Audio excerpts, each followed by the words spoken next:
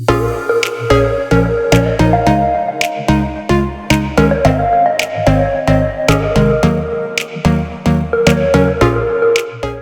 pues vamos a hablar un poquito de monolítico.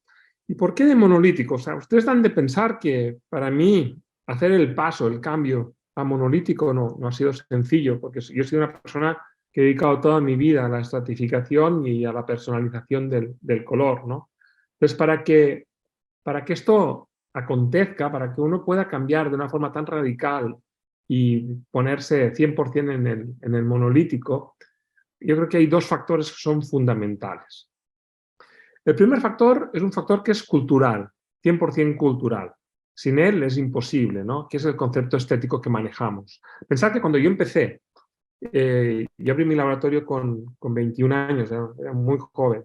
Y en esa época yo solo podía ofrecer a mis clientes, siempre digo, tres materiales, ¿no? La metal porcelana y la metal porcelana. Y no había nada más. Pero lo importante es entender que el concepto estético que manejábamos era el concepto de copiar el diente natural.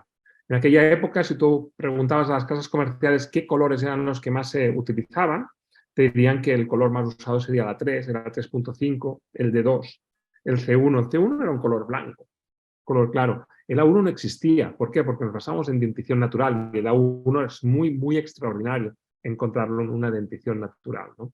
Y ese era el concepto que manejábamos. Pero un buen día la industria sacó los tratamientos de blanqueamiento y empezamos a blanquear colores. ¿El objetivo cuál era? El objetivo era blanquear los colores oscuros. Los oscuros, oscuros, o sea, el A4, el A5, ¿sí? el D4.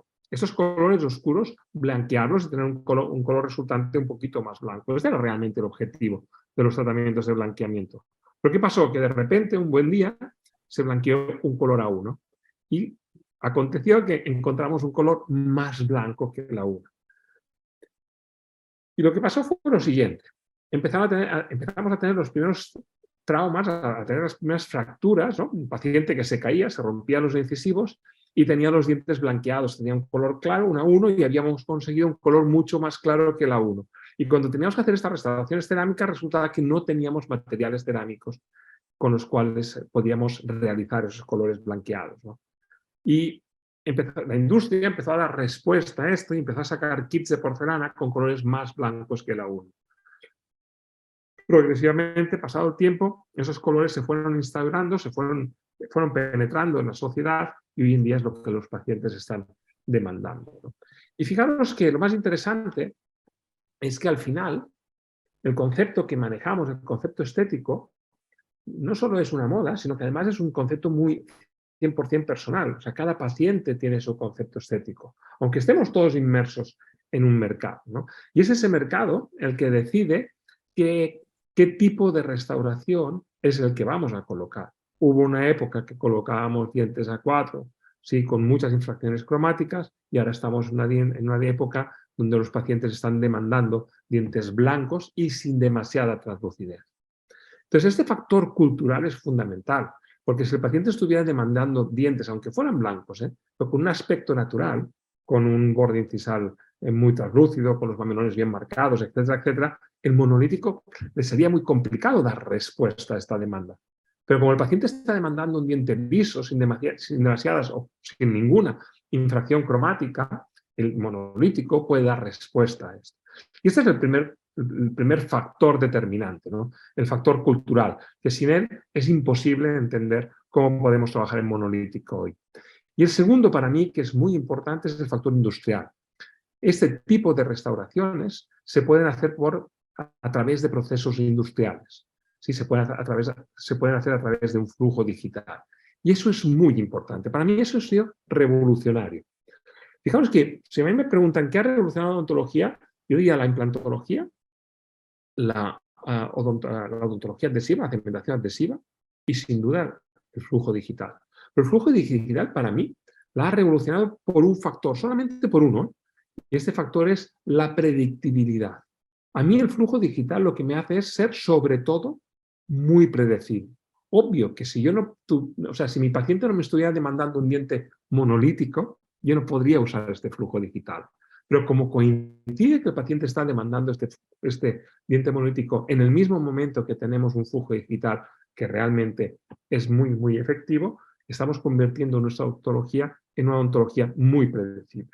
¿Y qué significa predecible en odontología? Ustedes, fijaros, en odontología ser predecible significa... Ay, no olvidé, ¿saben qué? Me olvidé poner mi cronómetro. Lo voy a poner en marcha ahora mismo, porque si no, soy capaz de estar hablando una hora, ¿eh? Os decía que predecible en odontología significa poder realizar lo que has planeado. O sea, yo planeo hacer estos dientes, planeo hacer esta arquitectura incisal, planeo hacer estos contornos gingivales, planeo hacer esta morfología, planeo hacer este volumen, planeo y lo hago. Pensar en vuestra época analógica, ¿sí? Cuando estratificábamos, lo complicado que era copiar el encefalograma diagnóstico. Yo desarrollé todo un protocolo que se llama Insight Out, que si alguno de ustedes está interesado pueden agarrar el curso online desde nuestra web. ¿Sí? Y ese protocolo lo que hacía que es, ostras, te daba la capacidad de copiar al 100% este encefalograma diagnóstico al mismo tiempo que desarrollabas una estratificación compleja. Bien, eso me hacía ser predecible, pero ese predecible era entre comillas, porque es un predecible que al final siempre es un poco más o menos, y eso lo sabemos todos. En cambio, la odontología digital lo que te provoca es ser 100% predecible y que lo que tú planeas es lo que tú puedes generar con tus restauraciones monolíticas. Y esto para mí es algo muy interesante. Claro, el hecho de que yo pueda meter a la paciente dentro del software en el momento del diseño, ¿sí?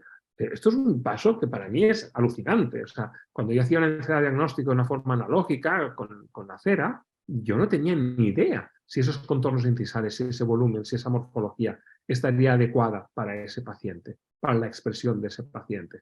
Entonces, en una odontología analógica, la prueba de mockup, que en la digital también, pero en la analógica la prueba de mockup tenía una importancia fundamental, porque era la que tenía que validar todo. Repito, en el digital también sucede eso, pero voy mucho más armado. O sea, yo cuando voy con mi encefalograma diagnóstico a la boca del paciente para hacer el mockup en la boca del paciente, creo que tengo muy claro que más o menos eso va a cuadrar con la expresión del paciente porque tengo la capacidad de colocar al paciente dentro de mi software, ¿no? Dentro de mi ordenador. ¿Para poder qué? Para poder hacer el mockup y hacer una réplica exacta de ese encefalograma diagnóstico digital con unas restauraciones monolíticas, ¿no? Para mí esto es lo que realmente aporta el flujo digital, lo que para mí es revolucionario, esa predictibilidad. Y sin duda, el hecho de que podamos desarrollar una restauración monolítica la hace 100% factible, ¿no? 100% viable para nuestro día a día, para nuestros trabajos cotidianos. Pero ¿qué puede hacer fracasar esa predictibilidad? ¿Qué puede hacer fracasar que esa capacidad tan predecible que es la odontología digital fracase? Hay varios factores. El primer factor son las preparaciones. Si yo tengo unas preparaciones deficientes, yo no podré dar réplica al encefalograma diagnóstico. ¿Qué significa una preparación deficiente? Que el doctor clínico no me genere el espacio suficiente. Pues claro, cuando hablamos de restauraciones monolíticas, el espacio suficiente es 0,3, 0,4. Mi fresadora puede fresar eso. Obvio que si yo quiero fresar una carilla 0,3 con mi fresadora, tendré que generar una estrategia de fresado un poco complicada, un poco personalizada, ¿no? Entonces eso significa que tendrás que dominar el CAM también.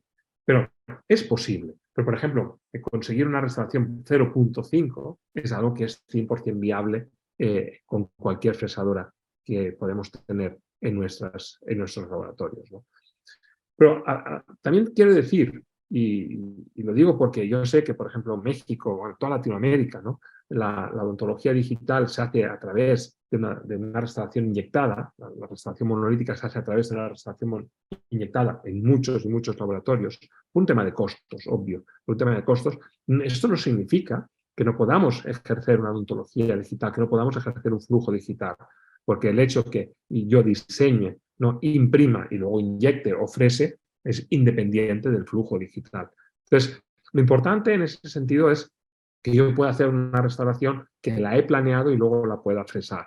Entonces decíamos, ¿no? ¿Qué puede hacer fracasar esa predictibilidad? Sin duda, el espacio, ¿no? La preparación clínica. La preparación clínica puede generar, sí, el fracaso absoluto de un encefalograma diagnóstico y tener que modificar el encefalograma diagnóstico, ¿no? Al final, el espacio del eje de inserción es algo que sí o sí el clínico tiene que controlar. Si no es capaz de controlar esto, podemos fracasar. Hay también, cuando hablamos de espacio, hay dos factores, ¿no? Obvio, primero el mecánico, ¿no? El grosor mínimo que necesitamos para hacer nuestra restauración, y luego el estético. Porque ahí, pues, saber de qué color vengo y a qué color voy con una restauración monolítica tiene muchísima, muchísima importancia. ¿Y qué pasa cuando el clínico empieza a preparar?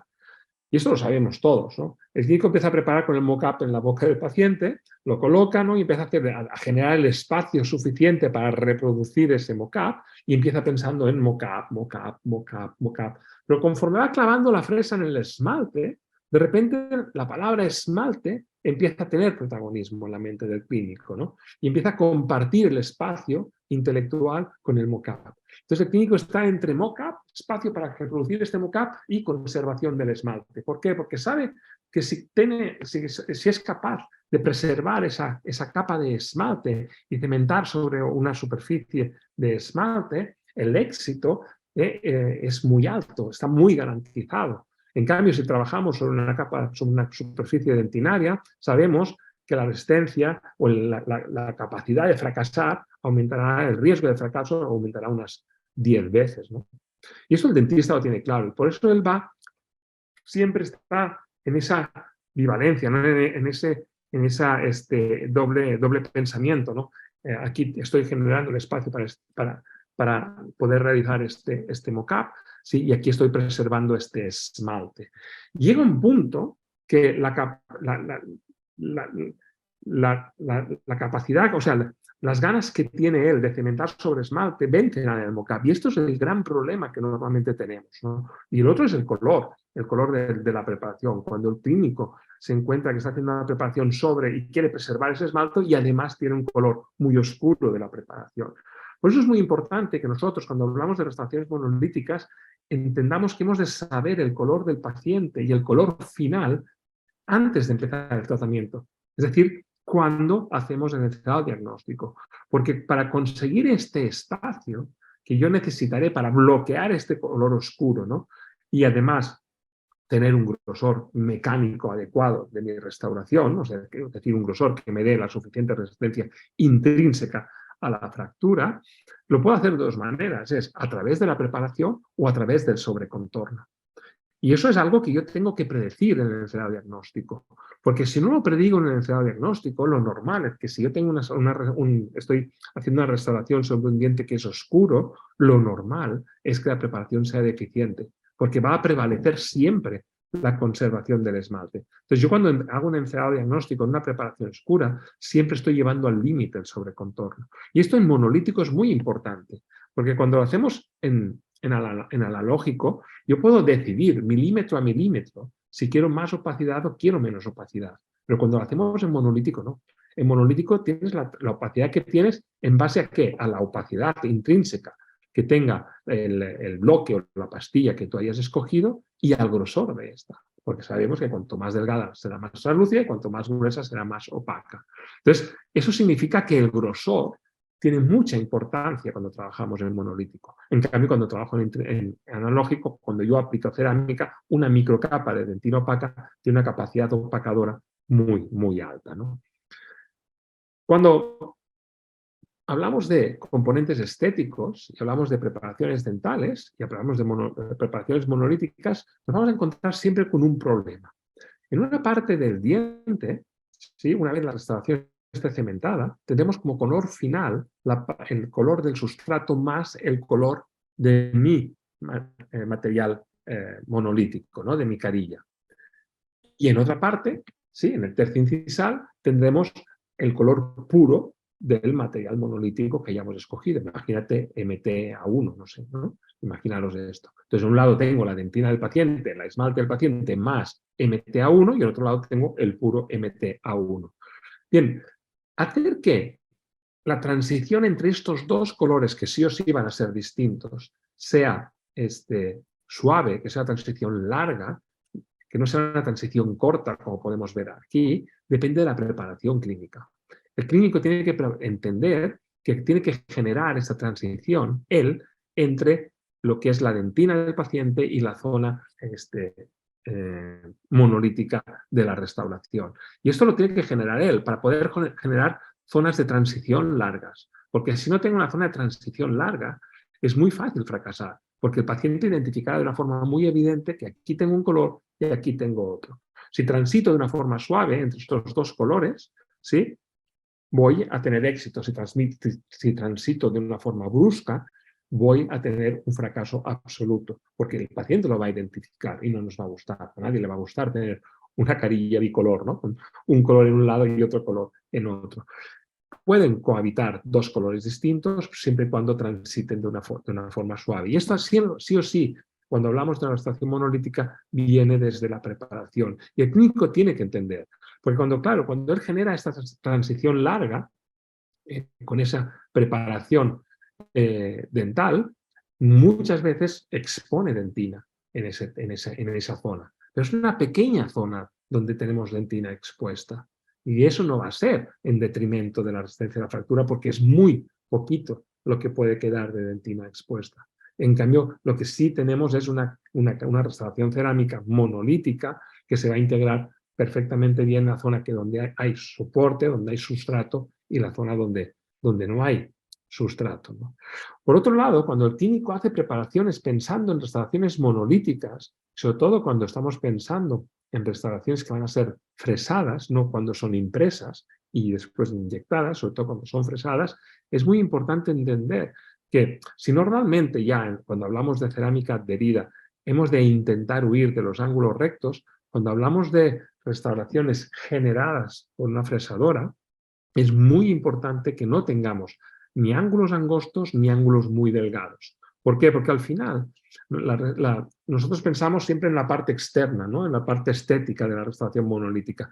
Hay una parte interna que es muy importante porque es la que se va a generar, se va a adaptar a la preparación del clínico. Y esta parte interna también la va a hacer la fresadora. Entonces, es muy importante que la morfología que el clínico genere en sus preparaciones, ¿sí?, nos esté dando la capacidad de poderla reproducir con estas fresadoras. Algo muy, muy típico es que nos dejen ángulos demasiado vivos, demasiado angostos, que nuestras fresas de 0.6, ¿sí?, de 1.2, no puedan reproducir. ¿Y qué es lo que sucede entonces? Nos sucede que nuestra restauración tiene una compensación de fresado. ¿Por qué? Porque no puede reproducir este ángulo recto, porque mi fresa es redonda. La punta activa de mi fresa es redonda, no es recta, con lo cual no puede reproducir un ángulo recto. Y esto es muchas veces es un fracaso. ¿Por qué? Porque resulta que yo tengo, imaginaros, una restauración monolítica de 0.5 y justo donde tengo la compensación de fresado, en ese punto tengo 0.3, 0.2.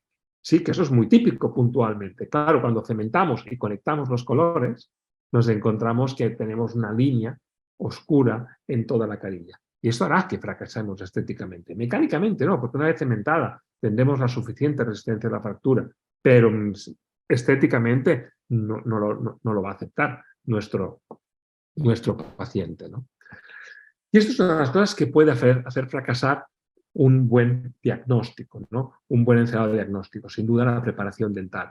La preparación dental, fijaros que es parte fundamental en la restauración monolítica, mucho más que en la restauración de cerámica aplicada, mucho más. Cuando yo, como os decía antes, ¿no?, cuando yo aplico cerámica, yo decido milímetro a milímetro qué opacidad, etc. Cuando el trabajo monolítico es un único color, una única translucidez la que yo tendré en toda la restauración cerámica, ¿no? Hay otro factor que va a ser determinante cuando hablemos de monolítico, y es la librería. Fijaros una cosa, esto es un paciente real, ¿no?, donde le hicimos estos 5 diferentes mockups. Esto viene de un curso donde los técnicos que venían al curso hacían el encerado diagnóstico y luego probábamos distintos encerados diagnósticos en la boca del paciente, hacíamos distintos mockups, ¿no? Y aquí podemos ver pues, los mockups de cuatro cursillistas distintos. Fijaros que, aún teniendo 4 morfologías completamente distintas, realmente sería indistinto escoger la morfología que queramos cementar. Si escojo la de la derecha estará bien, si escojo la del medio estará bien, si escojo la de la izquierda estará bien. No hay ninguna que sea un fracaso. Y son morfologías distintas. Ostras, esto es una contradicción en mi ser. ¿Por qué? Porque me he pasado la vida diciendo que la forma era lo más importante que yo tenía que hacer cuando hacía un grupo anterior. Que la morfología que yo escogiera era lo más importante. Y este ejercicio lo que demuestra es que la morfología carece de importancia. Lo que realmente tiene importancia cuando hacemos un grupo anterior es la composición, el volumen que tengan estos dientes, el skyline, ¿sí? La línea de los contornos incisales. Esto sí va a ser 100% importante. ¿Por qué? Porque cuando yo cambio el skyline, yo cambio la expresión del paciente. Si yo cambio la forma del diente, yo no cambio la expresión del paciente. Si yo hago un triángulo incisal más abierto, más cerrado, yo cambio la expresión del paciente. Si yo cambio la forma, yo no cambio la expresión del paciente. Entonces, la morfología no es importante. Lo importante es la arquitectura incisal que nosotros hagamos, ¿no? Fijaos, cuando yo hacía un encerado diagnóstico analógico, gota a gota, con la cera, yo gota a gota iba escogiendo, qué forma tenían mis dientes, qué volumen tenían mis dientes, qué longitud, qué amplitud, qué proporción, ¿sí? Y qué tan largo sería el central respecto al lateral y el canino. Todo esto eran decisiones que iba tomando gota a gota. Era un proceso intelectual. Yo cuando empezaba a colocar la primera gota no tenía ni idea de qué morfología tendrían esos dientes. No tenía ni idea de qué tan largos serían, ni qué tan anchos serían. Era algo que yo iba construyendo gota a gota, ¿no? Pero ¿qué sucede? Que cuando trabajamos a través de un flujo digital, resulta que este proceso intelectual, ¿no?, que yo ejercía cuando hacía un encerado diagnóstico con la cera, desaparece. Y me encuentro ante un montón de librerías dentro de mi software con distintas morfologías, distintas proporciones, distintos volúmenes, y tengo que escoger qué librería es la que será más adecuada para ese paciente. Si hablo de la forma del diente en sí, no es importante, pero la proporción del diente sí es importante. Además, hemos de entender que si hay algo que puede hacer fracasar la odontología digital, es el maltrato de una malla. Cuando nosotros tenemos una malla, hemos de pensar que las mallas son como las fotografías digitales, ¿no? Por ejemplo, tenemos fotografías de alta resolución, tenemos la misma fotografía en baja resolución. Cuando yo imprimo mi fotografía, ¿sí?, si la tengo en alta resolución, yo tendré una fotografía muy bonita impresa. Pero si la tengo en baja resolución, yo tendré una mala fotografía impresa. Algo parecido pasa con las librerías. Si yo tengo una librería de alta resolución, con muchos triángulos, yo tendré una muy buena librería impresa cuando yo la frese. Pero si yo tengo una librería pobre, con baja resolución, con pocos triángulos, ostras, me encontraré que cuando yo intente fresar esa librería, el resultado que yo obtendré no será el detalle que yo he visto en mi pantalla del ordenador. Ahora pregúntense ustedes cuántas veces no han obtenido una restauración de la fresadora, la han rescatado de la fresadora, ¿sí?, la tienen delante de ustedes y se encuentran que, ostras, esta forma, esta morfología no es la que yo recordaba en la pantalla cuando lo estaba viendo en el software. Pero porque esto es como las fotografías. Yo veo una fotografía muy bonita, pero de baja resolución en la pantalla, y cuando lo imprimo veo la realidad de esa fotografía, ¿no? Por eso es importante, primer condicionante en las librerías es solo manejar librerías de alta resolución. No nos sirven las librerías de baja resolución. Segundo tip, en las librerías. Me he pasado toda la vida intentando copiar dientes naturales, toda la vida. O sea, díganme ustedes, sobre todo los mayores del lugar, cuántos modelos ustedes no tienen en su laboratorio para usarlos como ejemplo para cuando hacíamos nuestras cerámicas o nuestros encerados diagnósticos. Porque queríamos copiar hasta el más pequeño detalle de esos dientes naturales, ¿no? Coño, ahora que tenemos la capacidad de tener las librerías dentro del software y poder copiar esas librerías, ¿por qué usamos librerías de autor? ¿Por qué usamos, y me lo quiero un montón, que es una de las personas que más quieren en el mundo de la odontología, ¿por qué usamos, por ejemplo, la librería en Ondas? Porque Ondas es un gran técnico, pero no es un diente natural, es un diente creado por Ondas. Entonces, segundo tip, no trabajen con librerías de autor, trabajen solo con librerías de dientes naturales. Y si quieren ser únicos, fabríquense sus librerías. No se conformen con las librerías que tenemos todos. agarren sus librerías, fabríquense sus librerías, agarren esos modelos que tanto les gustaban cuando hacíamos el flujo analógico, intentábamos copiarlos, escanéenlos y fabriquen sus librerías y trabajen con las librerías de su laboratorio, ¿no? Y eso va a ser muy importante. Segundo, ¿cómo tratamos esa malla? Claro, imaginaos que yo quiero pasar del diente de la izquierda al diente de la derecha. ¿Y qué hago? Empiezo a agarrar el mouse y empiezo a estirar la malla, ¿no? Tiro por aquí, tiro para allá. Parece que no pase nada, pero fijaros lo que pasa. Estoy cambiando el tamaño de los triángulos de la malla. Conforme yo estiro, el triángulo se hace mayor. ¿Qué sucedería en una fotografía si yo aumentara el tamaño del píxel? Que la resolución sería peor, sería más fea. La fotografía impresa no sería tan bonita, ¿verdad? ¿Por qué? Porque aumenté el tamaño del píxel. Intentemos respetar las librerías, escojamos las librerías, obtengamos un protocolo, ¿sí? Para que las librerías, cuando las colocamos encima de las preparaciones, no sufran ninguna deformación. Fíjense en este. Esto es un caso que yo lo mandé a 3 técnicos digitales. Fijaros, el número 1, la librería en ondas. El número 2, dientes naturales. El número 3, dientes naturales. Hay una diferencia sustancial. Cuando pensamos en la naturaleza, los dientes naturales son mucho más simples que los que hizo en ondas o los que puedo hacer yo, cualquier técnico dental. ¿Por qué? Porque nosotros somos mucho más barrocos. ¿Qué pasó aquí? Cuando yo veo estas librerías y hago este encerado diagnóstico, ostras, todo funciona, ¿no? Todo está muy bonito. Pero ahora pensar, cuando el dentista prepare estos dientes y estas librerías se adapten a la preparación, ¿qué va a suceder? Va a haber una deformación importante, ¿no?, de la librería. Y yo tendré que agarrar esa malla y empezar a trabajar para adaptarla. Coño, ¿no sería más interesante si que mi librería quedara como la imagen de la derecha en vez de como la izquierda? ¿No sería mucho más interesante que mi librería no se deformara cuando se adapta? Entonces, ¿qué es lo que hemos de intentar? Hemos de intentar escoger librerías, ¿sí?, que ya las coloque encima del modelo,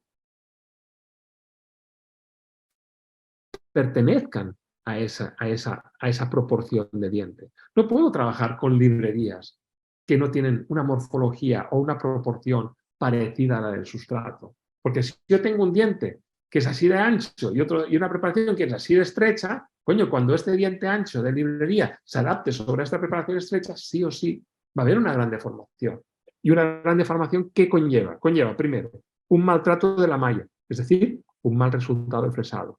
Y lo más importante, nunca podré dar réplica de mi encerado diagnóstico. Entonces, cuando yo escojo mis librerías, ¿sí?, cuando yo ¿cómo coloco yo mis librerías sobre el diente natural? Pero sobre todo cuando hago el encerado diagnóstico, porque si todo esto no lo tengo en cuenta cuando hago el encerado diagnóstico, después no podré dar réplica a mi encerado diagnóstico. Entonces, tengo que tener un protocolo que genere la no deformación de mis librerías. Es una de las cosas que les vamos a mostrar en Mimetic, cómo hacer esto. Al final, fijaros, cuando tenemos que hacer unos dientes anteriores, tenemos 2 áreas fundamentales: tercio cervical, tercio incisal.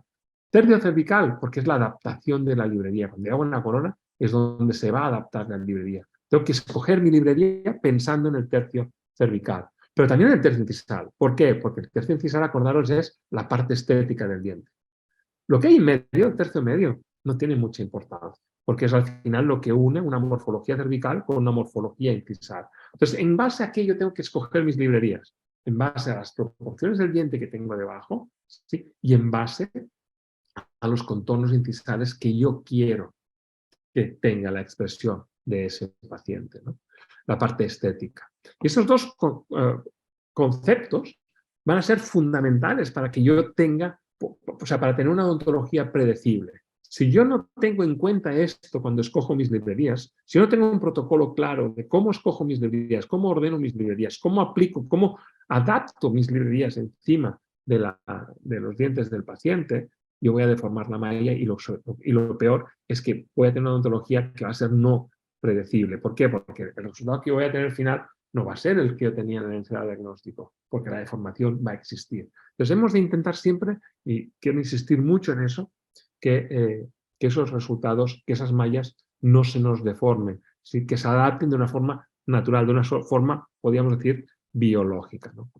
Vamos a ver esto. Este es un caso de un central individual. Hacer un central individual de forma monolítica es absurdo. La única manera que tenemos de hacer un central individual es de una forma analógica, no hay otra, no hay otra. ¿Por qué? Porque hay excepciones, ¿eh? De repente ya sabes que te sale el autor y dice, no, yo tengo dos casos que... Sí, claro, pero ¿cómo era el diente natural que estabas copiando? Pues muy monolítico, ¿no? Con poca translucencia incisal, etcétera, etcétera. Entonces, fijaros aquí. ¿Veis mi corona, cierto? Vamos a intentar dividirla en dos áreas, la zona de la dentina y la zona del borde libre, del esmalte, el tercio incisal. Cuando yo intento analizar el color que yo conseguí en el tercio cervical, en lo que es la dentina del diente, yo creo que puedo estar muy satisfecho. Creo que copié muy bien la dentina del diente. Pero fijaros lo que sucede cuando yo analizo el resultado que yo obtuve, ¿sí? Cuando copié el tercio incisal. Y fijaros que ahí realmente es donde hay muchas diferencias.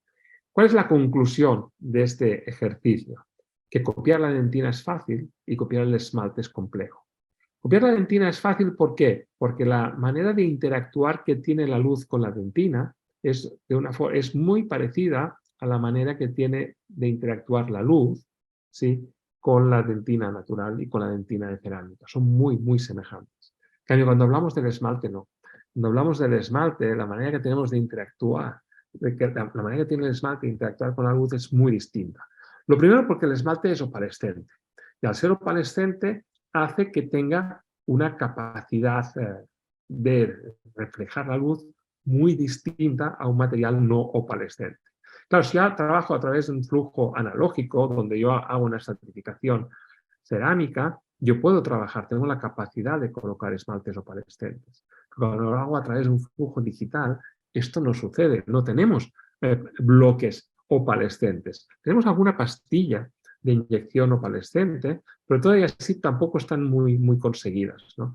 Entonces, la opalescencia aún es una asignatura pendiente en la odontología monolítica, ¿no? En la restauración monolítica, no en la restauración analógica, en la estratificación. Ahí sí que tenemos materiales que se comportan de una forma muy semejante al esmalte natural. Y algo muy interesante a tener en cuenta es la refracción de luz de los materiales, ¿no?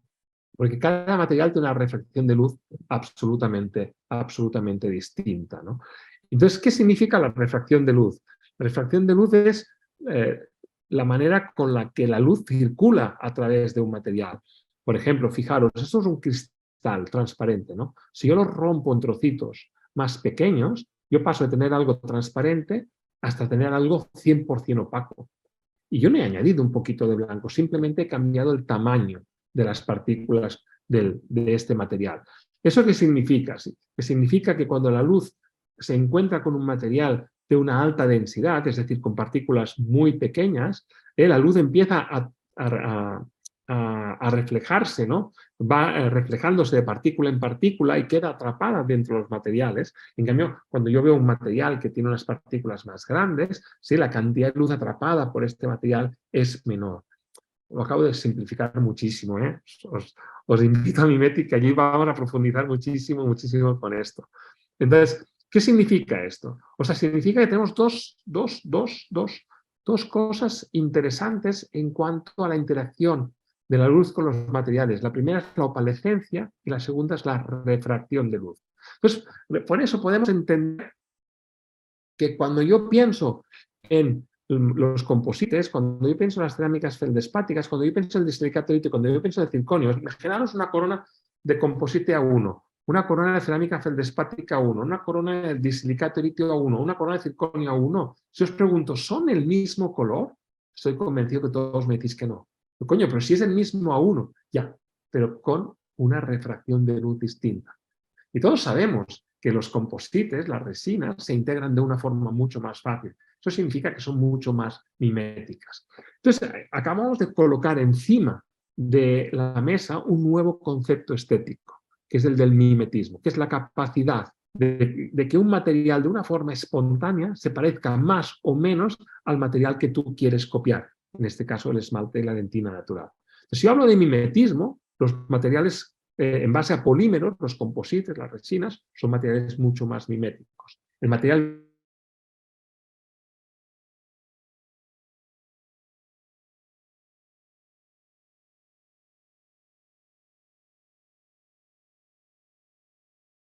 os ha defraudado, ¿no? Simplemente porque no tiene esa capacidad mimética. Ya para terminar, al final, algo muy interesante es un nuevo protocolo que desarrollé que consiste en conseguir que restauraciones monolíticas sean opalescentes. Y eso es algo muy interesante. ¿Por qué? Porque si yo puedo conseguir que una restauración que no es opalescente la puedo convertir en algo opalescente, voy un paso más cerca del diente que yo quiero copiar, ¿no? Eso es un nuevo protocolo que voy a presentar también en Mimetic en México. Claro, después al final, ya cuando hemos conseguido tener una estructura muy, muy bonita, lo que hemos de conseguir, ¿qué es? Ostras, una buena técnica, ¿no? Una buena técnica depurada para conseguir que esa restauración monolítica tenga un aspecto hiperrealista. Y para eso hemos desarrollado un protocolo de maquillaje progresivo que lo que nos garantiza es la fijación de los maquillajes, la preservación de los pigmentos conforme vamos haciendo cocciones de cerámica. Pero chicos, muy importante, ya para terminar, hemos de intentar no vaciar la odontología digital de contenido. ¿Qué significa esto? La odontología digital es muy fácil vaciarla de odontología, de conceptos de oclusión, de conceptos de ajuste marginal, de perfiles de emergencia anatómicos. Todo eso lo hemos de preservar en la odontología digital, porque la odontología no es ni analógica ni digital, la odontología es la odontología y los conceptos odontológicos se tienen que preservar. Chicos, os espero en Mimética, a los mexicanos y a los que de Centroamérica que se animen a viajar a México. Os espero el 1 de septiembre en la Ciudad de México.